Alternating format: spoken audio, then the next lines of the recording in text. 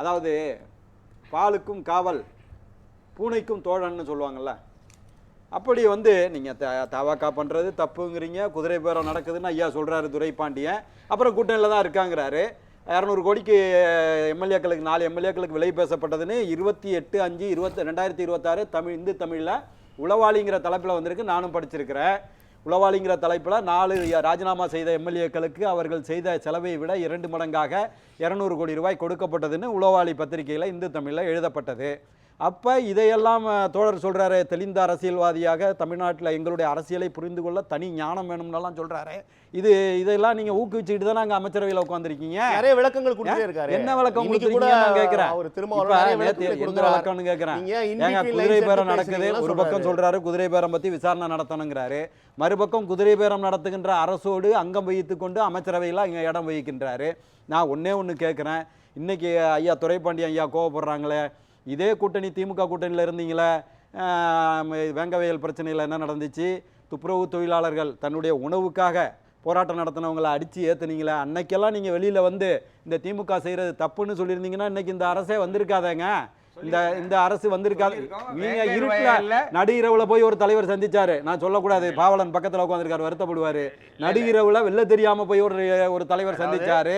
இப்படி நடந்ததெல்லாம் எங்களுக்கு சாம்சங் இருங்க, நான் பதில கேட்கல உங்கள்ட்ட, நான் என்னுடைய கருத்தை சொல்லிட்டு வர்றேன். சாம்சங் போராட்டத்துல ஏறக்குறைய போராட்டத்தில் ஈடுபட்ட 37 தொழிலாளர்கள் நிரந்தர பணி நீக்கம் செய்யப்பட்டாங்க.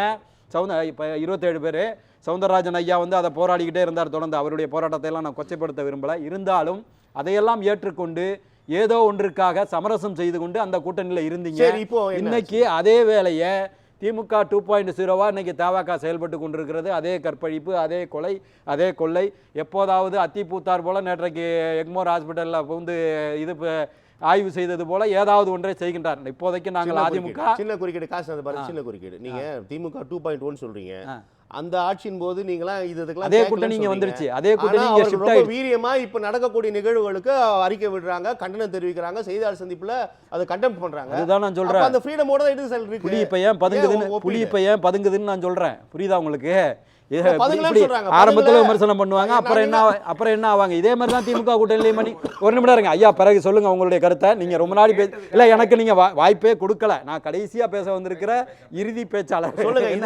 அதனால வந்து நீங்க திமுக கவர்மெண்ட்லயும் அப்படிதான் முத நாள் போர்க்குரலா வெடிப்பாங்க, அப்புறம் மறுநாள் என்ன நடக்கணும்னு தெரியாது, நேரா கை கொடுத்து ஒரு பேட்டியை கொடுத்துட்டு அப்புறம் நாங்க அப்படிதான் பேசணும் இப்படிதான் பேசணும்ட்டு வெளில வந்துருவாங்க. நாங்க கூட அதை விமர்சனம் செய்தோம். கொடுக்கல் வாங்கல் கூட்டணி செயல்பட்டு கொண்டிருக்கிறது அப்படின்னு நாங்க சொன்னோம். இன்னமும் வந்து வேற மாதிரி எல்லாம் வந்து விமர்சனம் செஞ்சவங்களும் உண்டு இந்த கூட்டணியை. இன்னைக்கு அந்த கட்சியில் நீங்கள் தவேகாவினுடைய கூட்டணியில் இருக்கிறீங்க. வெளிப்படையாக கைப்பொண்ணுக்கு கண்ணாடி தேவையில்லை, எம்எல்ஏக்களை விலைக்கு வாங்கி கொண்டிருக்கிறார்கள்ங்கிறது உலகம் அறிந்த உண்மை. ஏன்னா ஒரு வாரம் எம்எல்ஏவுக்கு நின்று லட்சக்கணக்கான தொண்டர்கள் உழைப்பு, ஆயிரக்கணக்கான அரசுரியர்கள் உழைப்பில் வெற்றி பெற்ற ஒரு நபர் அண்டில் அதர்வைஸ் ஒரு heart problem, immediate heart problem, brain tumour, நான் ரிசைன் பண்ணுறாங்கிறது வேறு. எனக்கு வேற எங்கேயோ வர வேண்டியது வந்துருச்சு, அசூரன்ஸ் வேறு இடத்துலேருந்து கிடச்சிருச்சு, நான் ரிசைன் பண்ணுறேன்னு சொல்கிறான்னா தமிழ்நாட்டு இந்தியாவில் இருக்கிற ஜனநாயகத்தை எம்எல்ஏ ராஜினாமா பண்ணுகின்ற எம்எல்ஏக்களை தான் சொல்லுகின்றேன். எம்எல்ஏக்களை தான் சொல்கிறேன். எம்எல்ஏக்களை ராஜினாமா பண்ணுகின்ற எம்எல்ஏக்களை தான் சொல்கிறேன். இதை ஊக்குவிக்கின்ற விதமாக தானே நீங்கள் அந்த கூட்டத்தில் அதிமுக எம்எல்ஏ சொல்கிறீங்க. அதிமுக எம்எல்ஏ வேற எம்எல்ஏ கூட வரலாம் நாளைக்கு. திமுக எம்எல்ஏ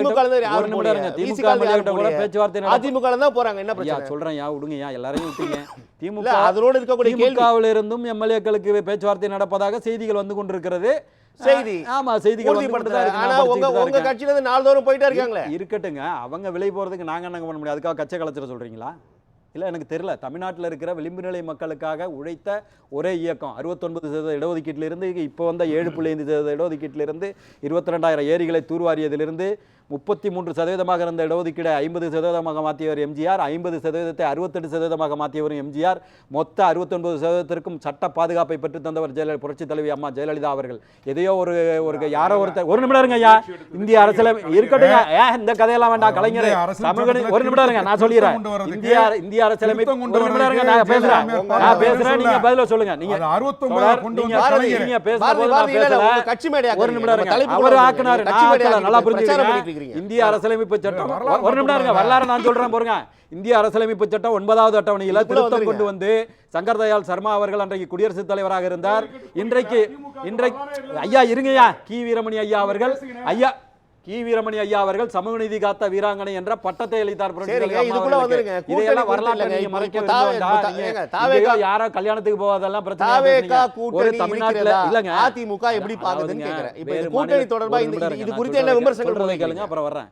18 லட்சம் அரசு பிரச்சாரம் மேடையாக்குறீங்களே. இல்லங்க, நாங்க செஞ்ச சேவையை சொல்லணும்ல. அவர் ஏதோ ஒரு கல்யாணத்துக்கு போகாத வச்சு ஒரு பிரச்சாரத்தை பண்ணாரு, அதை மட்டும் நீங்க அனுமதிச்சீங்க. அது சம்பந்தம் இல்லாத விஷயம், இஷ்யூக்கு சம்பந்தம் இல்லாத விஷயம்.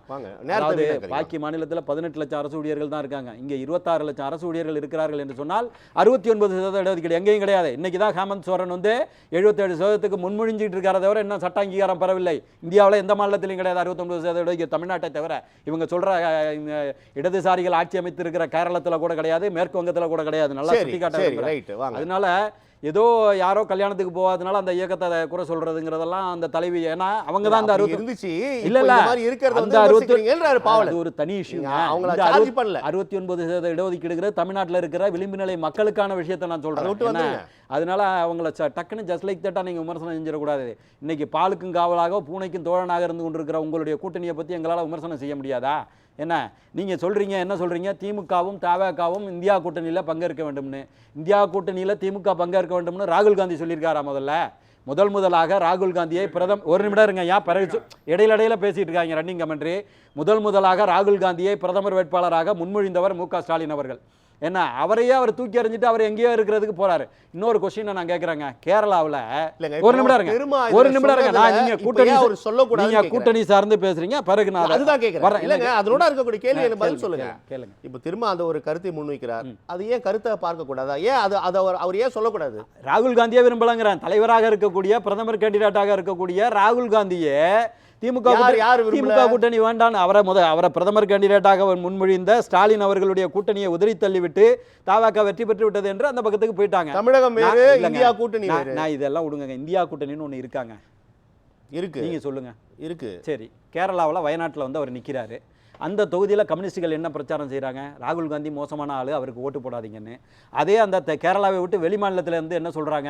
ராகுல் காந்தி பிரதமர் கேண்டிடேட்டு, மிகச்சிறந்த தலைவர், இந்தியாவை கான்கிரீட்டாக நடத்தக்கூடியவர். என்னங்க கூட்டணி? சரி, அவர் தான் நின்னாரு, பிறகு 2 இடத்துல வெற்றி பெற்றாரு, பிறகு போனார். அதே வயநாடு தொகுதியில் தன்னுடைய சகோதரி பிரியங்கா காந்தியை கொண்டாந்து நிப்பாட்டுறாரு. அப்புறம் என்னங்க இந்தியா கூட்டணி? உங்களுடைய நான் யாரோ ஒரு 2ஆம் கட்ட தலைவர்களோ 3ஆம் கட்ட தலைவர்களோ அங்கே வந்து நிற்கிறத நான் விமர்சனம் பண்ணலை. பிரதமர் கேண்டிடேட்டாக இருக்கின்ற நீங்கள் உங்களுடைய கூட்டணியில் இருக்கிற கம்யூனிஸ்டுகள் இருக்கின்ற தொகுதியில் வந்து நீங்கள் நிற்கிறீங்க. இன்றைக்கி வட மாநிலத்தில் பீகாரில் அவர் லல்லு பிரசாத் யாதவ் மகன் வந்து வந்திருக்கலாம், முதலமைச்சருக்காக வந்திருக்க முடியும். ஆனால் அங்கே வந்து ஃப்ரெண்ட்லி பைட்டுன்னு 34 இடத்துல 54 இடத்துல நீங்கள் கூட்டணியில் இது பண்ணி ஃப்ரெண்ட்லி பைட் இருக்கலாங்க. ஆனால் மூஞ்சி மோரை உடையிற அளவுக்கு ரத்தம் வெளில வர அளவுக்கெல்லாம் கூட்டணி வச்சுக்க கூடாதுங்க. அதனால தான் அங்கே தோற்று போய் திரும்பவும் வேற கட்சி வந்துச்சு, ரைட்டுங்களா? அதனால இந்தியா கூட்டணி என்ற ஒன்று இந்தியாவில் இல்லை. பொய்யாக மாயையை இல்லை புனைய வேண்டாம், பொய்யாக புனைய வேண்டாம். அடுத்து திரும்ப அவர்கள் இதையெல்லாம் விட்டு இந்த துப்புரவு தொழிலாளர்கள் பிரச்சனை திமுக அரசில் என்ன இருந்துச்சோ அதே பிரச்சனை தான் இப்போ தொடர்ந்துகிட்டு இருக்கு. திமுக அரசில் என்ன பாலியல் பிரச்சனை இருந்துச்சோ அதே இதுதான் இப்போ தொடர்ந்துகிட்டு இருக்கு. ஏங்க நீங்க ஒரு நிமிடம் இருங்க, அதிகமாக இருக்கிறது. நான் ஒன்று சொல்ல வர்றேன், எதுக்குறாங்கிறது நீங்க கூட்டணியில் இருக்கீங்க. தோழமை சுட்டுதல் செஞ்சு அதை திருத்தி நியாயத்தை, நேர்மையை, மக்களுக்கான பிரச்சனையை பேசி அவர்களுக்கான தீர்வை பெற்று தரணும். நாங்களும் எதுக்குறோம்னா அப்புறம் நீங்க எதிர்க்கட்சியா இருந்துருங்களா? ஏன் அங்க வைக்கிறீங்க? அவங்க செய்கிற எல்லாத்தையும் நீங்கள் ஏற்றுக்கிறீங்கன்னா you are functioning in the coalition government. நான் அதை தான் கேட்குறேன். You are the part of the coalition government. அதை தான் கேட்குறேன். எதுக்குறேன்னா எதிர்க்கட்சியாக இருங்க. நீங்கள் அப்புறம் ஆளுங்கட்சியாகவும் இருப்பீங்க. நீங்கள் காந்தியாகவும் கோட்சாவும் 2 பேராகவும் நீங்கள் இருப்பீங்களா? ஒன்று காந்தியோட இருக்கணும், இல்லை கோட்சாவோட இருக்கணும். 2 பேராகவும் நீங்கள் எல்லாம் இருப்பீங்களா? என்ன இதெல்லாம் வந்து தமிழ்நாட்டு மக்களை குழப்புகின்ற அரசியல். இது தேவையில்லாத ஒன்று. அது எப்படி திமுகவும் தவேகவும் ஒன்றா இருக்க முடியும்? ஒரு நிமிஷம், அதுக்கான அவர் குறுக்கீடு பாவலன். அதனாலதான் அவர் நோபல் பரிசு கொடுக்கணும்னு அந்த வார்த்தை தவறு. அதாவது ஒரு நிமிடம் ஐயா, ஒரு நிமிடம் இருங்க. சுயம்புவாக நான் சட்டக்கல்லூரியில் படித்த காலத்திலேருந்து திரும்ப அவர்களை வந்து அவருடைய அரசியல் வளர்ச்சியை நான் பார்த்துருக்கேன். பெரம்பலூர் மாவட்டத்திலிருந்து ஆரம்பித்து இன்னைக்கு ஒட்டுமொத்த தமிழ்நாட்டிலிருந்து பெரிய அளவில் வந்துட்டு இருக்காரு. உண்மையிலே ஒரு விளிம்புநிலை மக்களுக்காக ஒரு சுயம்புவாக முளைத்தவர்.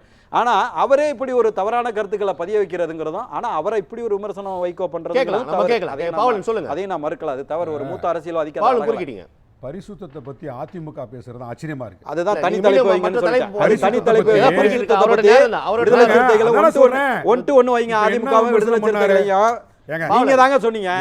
அம்மா அமைச்சரவையில் இருந்தவர் ஒரு தன்னுடைய மகள் கல்யாணத்தை போல நீங்க தான் முதலாக துவக்கி வைத்தீர்கள். தலைப்பை மாத்தினது பேச விடுங்க. நீங்க இன்னொரு தலைப்பு நோக்கி போறீங்க. நம்ம தலைப்பு விட்டு நாளை தலைப்புல விவாதிப்போம். மதி சொல்லுங்க. ஒரு நிமிஷம் நான் பாவல வரேன். Get back. கேள்வி எங்களுக்கு வச்சிருக்காங்க. சொல்லுங்க. மதி சொல்லுங்க. கேள்வி இந்தியா கூட்டல்ல எங்க தலைவர் சொன்ன கருத்து வச்சிருக்காரு. ஒரு நிமிஷம்.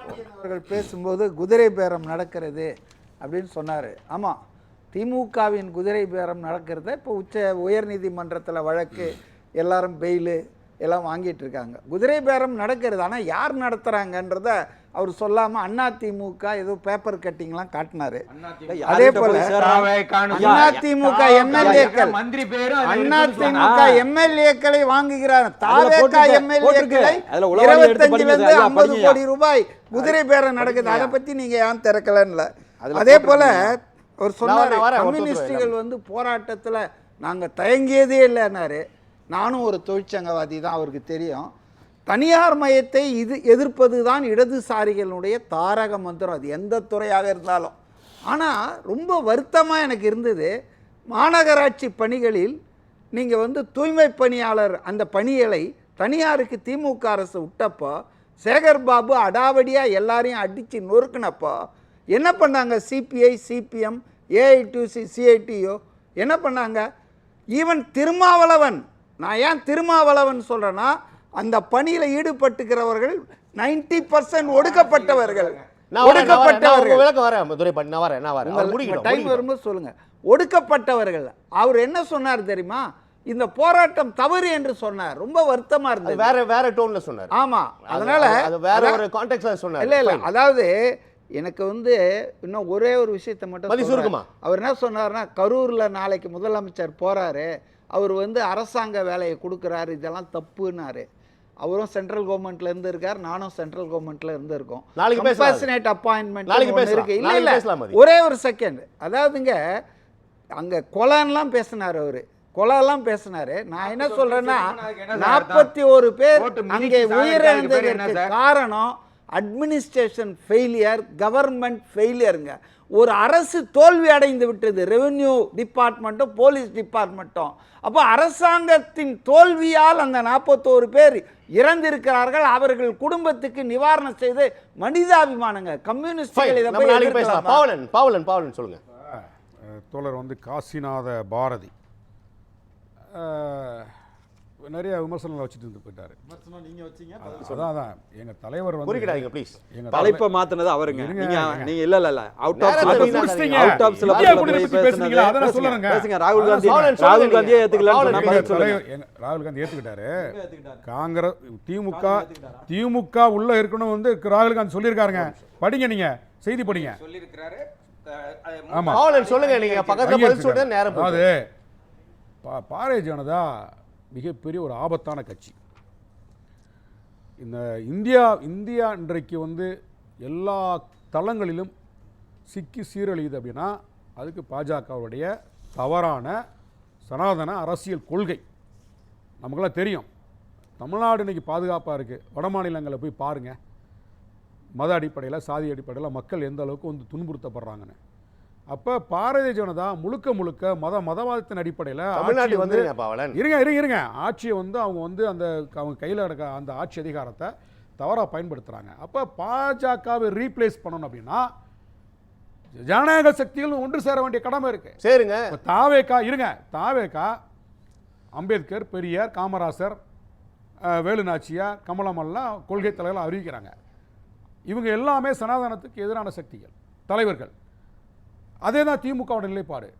அப்போ பாரதிய ஜனதாவை வீழ்த்தணும் அப்படின்னா இந்த கட்சிகள் எல்லாம், ஜனநாயக சக்திகள் எல்லாம், சித்தாந்தத்துக்கு அதாவது வந்து சனாதனத்துக்கு எதிரான சக்திகள் எல்லாம் ஓரணியில் திரள வேண்டியிருக்கு. இல்லை, இப்போ நீங்கள் திமுக பற்றி பேசுறதும் நட்பு தான், கர்ட்டசி தான். ஆமாம் தான், ஃபைன். ஆமாம், அப்போ அந்த அடிப்படையில் தான் எங்கள் தலை சொன்ன கருத்து. நான் புரிஞ்சு அதை புரிஞ்சுக்கிறதுக்கு தான் ஒரு அரசியல் ஞானம்னு சொல்லியிருக்கேன். நான் புரிஞ்சுக்கிறேன். ரைட், நல்லது. துரைபாண்டி. திருமா பேசியதில் எந்த தவறும் இல்லை. அது ஒரு அரசியல் முதிர்ச்சி தான். ஆனால் அரசியலில் ரொம்ப நாளாக இருந்த வைகோவுக்கு முதிர்ச்சி இல்லை என்பதுதான் அவருடைய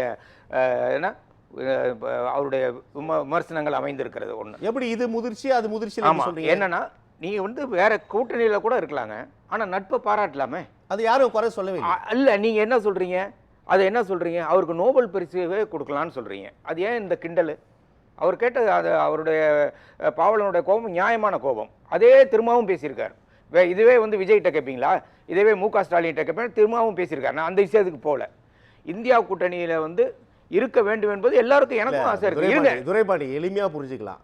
தமிழகத்திலிருந்து தாவேகா வெர்சஸ் திமுக போயிட்டு இருக்கும்போது இரண்டு கட்சிகளும் ஒரு கூட்டணியில் இருக்கணும். அவர் கூட்டணியில இருக்காங்க, அதோட நட்போட அந்த கருத்து மீதான விமர்சனங்களை தவிர்க்க முடியுமா? என்னங்க தப்பு? நட்போட இருப்பதுல என்னங்க தப்பு? நான் கூட்டணி மாறணும்னு சொன்னார் அவரு, அதை பேசலங்க அவரு. நட்போடு இருக்கிறோம், அவ்வளவுதான். அதை வந்து இது ரொம்ப அதிக பிரசங்கத்தனமா வைகோ பேச வேண்டியது இல்ல. அதுக்கு நான் வரேன்.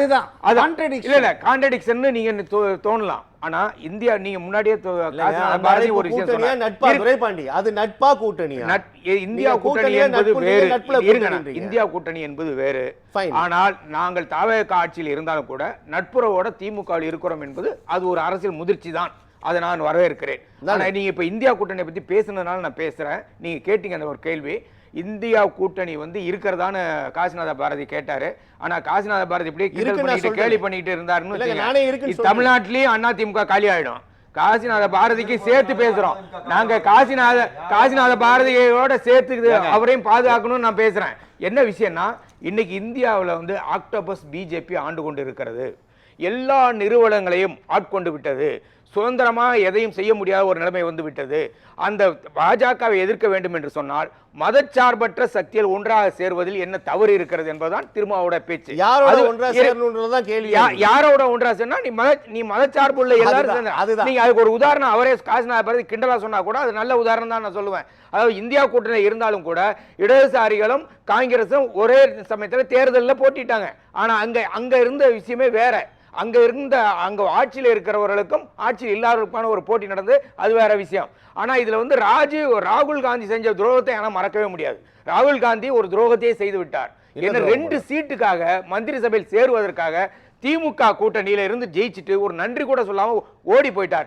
ஓடி போகும்போது ஓடி போகும்போது ஒரு எச்சரிக்கை ஓடி போகும்போது ஒரு எச்சரிக்கை என்ன எச்சரிக்கை செய்தோம்னா, நீங்க வந்து இப்படி செய்தால் இந்தியா கூட்டணி என்னங்க துரோகம் இல்லாம அமித்ஷாவின் அடிமைன்னு சொன்ன எடப்பாடியை முதல்வராக்குறதுக்கு திமுக முயற்சி பண்ணுங்க. இல்ல அத சண்முகம் சொல்லியிருக்காரு. சண்முகம் சொல்லியிருக்காரு. அது துரோகம் இல்லையா?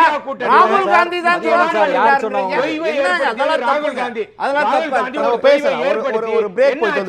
மாநில கட்சிகள் மு க ஸ்டாலினோடு ஒரு இணக்கமாக இருக்கிற பொழுது மாநில கட்சியான திமுக விட்டு ஒரு வெளியேறி போனதுனால என்ன ஆச்சு நிலைமை? அங்க தேஜஸ்வி யாதவ் பிரச்சனை பண்றாரு. அதே மாதிரி இன்னொரு யாதவ் அவர் பண்ண அகிலேஷ் யாதவ் பிரச்சனை பண்றார். அதே மாதிரி சிபுசோரன் பிரச்சனை பண்றார். மேற்கு வங்காளத்தில் அந்த மேடமும் பிரச்சனை பண்றாங்க. அதுக்கு என்ன காரணம்னா, மாநில கட்சிகளை ஒருங்கிணைக்க வேண்டிய பொறுப்பில் இருந்து தவறிவிட்டார். அது அவருடைய தவறு, அரசியல் தவறு. நாம் பேசலாம். மக்கள் தீர்ப்பு தொடர்பாக உங்களுடைய கருத்து பார்வை. இல்ல, மக்கள் தீர்ப்பு முதல்ல ஆதரவு நிலைப்பாடுன்னு சொல்லியிருக்காங்க. அவங்களுக்கு பல குழப்பங்கள் இருக்கலாம். ஆனால் வந்து அதில் குழப்பங்கள் இவங்க வந்து இவங்க வந்து பாலுக்கும் காவலாக பூனைக்கும் தோழனாக இருப்பதுங்கிறது வந்து நான் என்ன கேட்குறேன், வெளிப்படையாக குதிரை பேரம் நடந்து கொண்டிருப்பது எல்லாருக்கும் தெரிஞ்ச விஷயம். அதை பேச மறுக்கின்ற நீங்கள் சனாதனம் பாஜகன்னா சொன்னால், தூய்மை பணியாளர்களுக்கு வந்து வேலை கொடுக்காதது, அதை தனியாரிடம் ஒப்படைச்சதுக்கு பாஜக தான் காரணமாக, சாம்சங்கில் தொழிற்சாலைகள் தொழிற்சங்கங்கள் அமைக்கிறதுக்கு பதிவு வராததற்கு காரணம் பாஜக தான் காரணமாக, 1999 போக்சோ வழக்குகள் வந்து திமுக பீரியடில் அதுக்கு பாஜக தான் காரணமாக, அதாவது ஆடத் தெரியாதவன் முற்றம் கோணல் என்பது போல பாஜக என்ற ஒரு பூச்சாண்டியை காட்டி தமிழகத்தில் இருக்கிற வாழ்வாதார பிரச்சனைகளை மறைப்பதற்காக இன்றைக்கு மேகதாது பிரச்சனை கூட இன்றைக்கி தவக கூட்டணியில் இருக்கிற காங்கிரஸ் இயக்கத்தினுடைய கூட ஆட்சி தான் அங்கே நடந்துகிட்டு இருக்கு. அப்போ நீங்கள் தோழமை சுட்டுதலை பண்ணுங்க. புரட்சித் தலைவர் எம்ஜிஆர் அவர்கள் போய் குன்றாவை பார்த்து நீர் பெற்றுட்டு வந்தது போல என்ன சமரசம்னு பேச்சுவார்த்தையில் பேசுவது, சர்க்கரை என்று எழுதி சுவைப்பதால் இனிக்காது, சர்க்கரையை வாங்கி கொடுங்க. அதை தான் நாங்கள் சொல்கிறோம். உங்களுடைய இது வந்து மக்களின் நலன் சார்ந்த விஷயமா இருக்கணும். குறிப்பாக ஏழை பங்காளன் என்று கிளைம் பண்ணிக்கொள்ளக்கூடிய உடைமை பாராட்டுகின்ற விடுதலை சிறுத்தைகளும் கம்யூனிஸ்ட் பேர் இயக்கங்களும் அடிமட்டத்தில் இருக்கிற விளிம்பு நிலை மக்களாகிய தூய்மை பணியாளர்களுக்கும் இவங்களுக்கும் அனைத்து இந்திய அண்ணா திராவிட முன்னேற்ற கழகம் போராடின அளவுக்கு கூட இவங்க போராட தயாரா இல்லை. ஒடுக்கல் வாங்கல் கூட்டணியா அங்க நடத்திக்கிட்டு இருந்தாங்க. இப்போ அதனுடைய 2.0 இப்போ தாவேகாவோடு நடத்தி கொண்டிருக்கிறார்கள் என்ற குற்றச்சாட்டை நான் வைக்கிறேன். நல்லது, நன்றி விகாஸ்.